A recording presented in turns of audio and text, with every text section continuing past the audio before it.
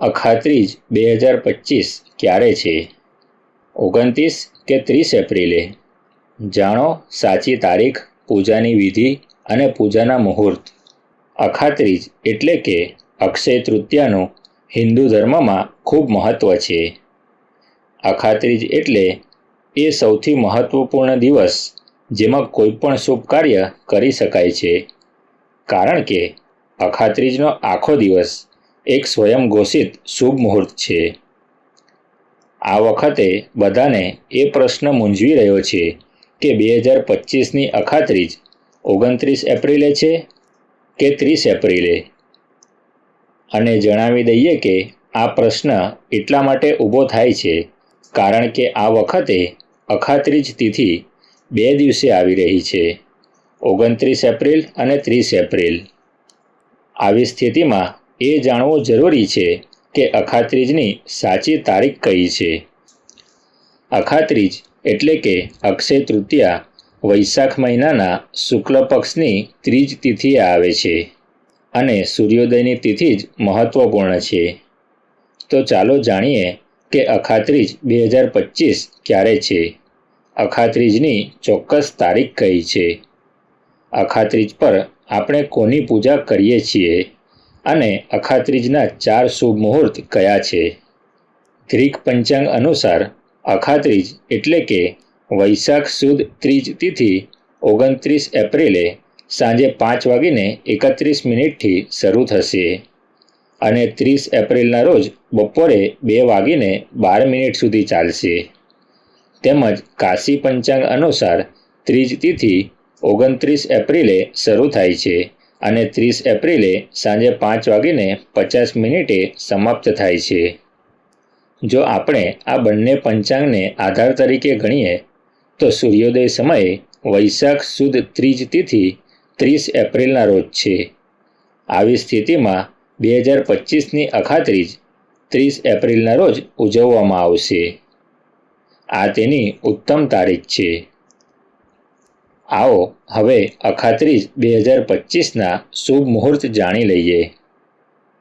અખાત્રીજ પર પૂજા માટે સૌથી શુભ સમય સવારે 6:07 થી બપોરે 12:37 સુધીનો રહેશે. મિત્રો, ભલે અખાત્રીજ પર આખો દિવસ શુભ મુહૂર્ત હોય, પરંતુ આ દિવસે 4 સ્થિર લગ્ન મુહૂર્ત એવા છે જેમાં જો કોઈ શુભ કાર્ય કરશો તો તે તમારા માટે ફળદાયી અને સફળ રહેશે. પહેલું વૃષભ લગ્ન, સવારે 4 વાગ્યાથી 6:19 સુધી. બીજું સિંહ લગ્ન, સવારે 10:51 થી બપોરે 1:05 સુધી. ત્રીજું વૃશ્ચિક લગ્ન, સાંજે 5:34 થી 7:51 સુધી. ચોથું કુંભ લગ્ન, રાત્રે 11:44 થી મોડી રાત્રે 1 વાગ્યા સુધી. હવે એ જાણીએ કે અખાત્રીજ પર કોની પૂજા કરવામાં આવે છે. ધાર્મિક માન્યતાઓ અનુસાર અખાત્રીજના દિવસે પવિત્ર નદીમાં સ્નાન કરવું. જો નદીમાં સ્નાન ન કરી શકો તો પાણીમાં ગંગાજળ ઉમેરીને ઘરે સ્નાન કરવું. ત્યારબાદ ભગવાન વિષ્ણુ સાથે દેવી લક્ષ્મીની પૂજા કરવી. આમ કરવાથી સ્થિર લક્ષ્મી મળે છે, સંપત્તિ, સુખ અને સમૃદ્ધિમાં વધારો થાય છે. આવો હવે એ જાણીએ કે અક્ષય તૃતીયા પર શું દાન કરવું. તો મિત્રો, અખાત્રીજ પર પૂજા કર્યા પછી તમારે ચણાનું સત્તુ, પાણી ભરેલું વાસણ, મોસમી ફળો, છત્રી, પંખો, ગાય વગેરેનું દાન કરવું જોઈએ. 2025ની અખાત્રીજ મેષ, વૃષભ, કર્ક, સિંહ, તુલા અને ધનુ રાશિના લોકો માટે શુભ રહેશે. આ રાશિના લોકોએ અખાત્રીજના દિવસે પીળા કપડાં, હળદર, ચણાની દાળ, પીળી સરસવ, સોનું, ડાંગર, પાણી, પીળા અને સફેદ રત્નો વગેરેનું દાન કરવું જોઈએ. તેનાથી તમને લક્ષ્મી અને વિષ્ણુના આશીર્વાદ મળશે. આવો હવે અખાત્રીજની પૂજા વિધિ જાણી લઈએ. અક્ષય તૃતીયા પર સવારે વહેલા ઉઠી સ્નાન કરી સ્વચ્છ કપડાં પહેરો અને પૂજાની તૈયારી કરો. ત્યારબાદ હાથમાં પાણી, ચોખા અને ફૂલો લઈ અખાત્રીજની પૂજા કરવાનો સંકલ્પ લો. પછી પૂજા માટે ભગવાન લક્ષ્મીનારાયણનું ધ્યાન કરો અને તેમનું આહ્વાન કરો. ત્યારબાદ ભગવાન શ્રીહરિ અને દેવી લક્ષ્મીનો પંચામૃતથી અભિષેક કરો. એ પછી ભગવાન લક્ષ્મીનારાયણને ગંગાજળથી સ્નાન કરાવો. ભગવાન શ્રીહરિ અને દેવી લક્ષ્મીને લાલ રંગના વસ્ત્રો અર્પણ કરો અને તેમનો શૃંગાર કરો.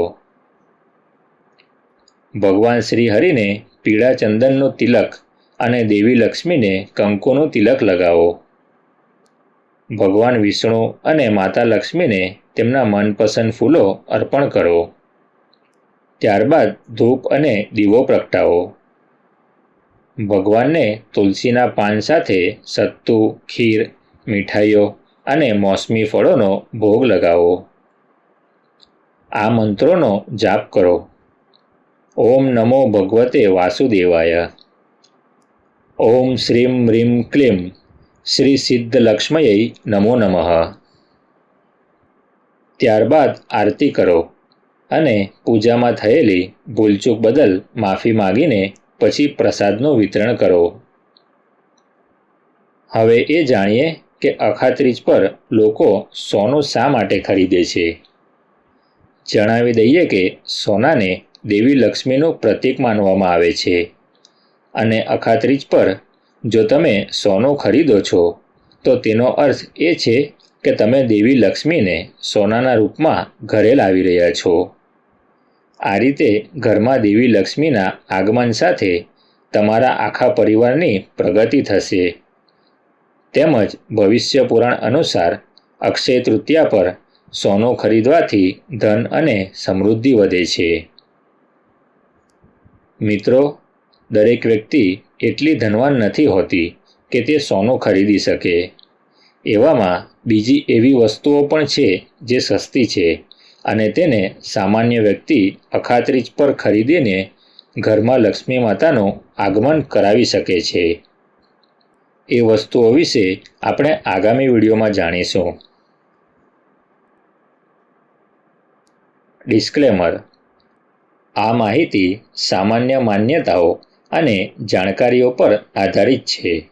અમે તેની પુષ્ટિ કરતા નથી. આ વિડીયોને લાઈક અને શેર જરૂર કરજો.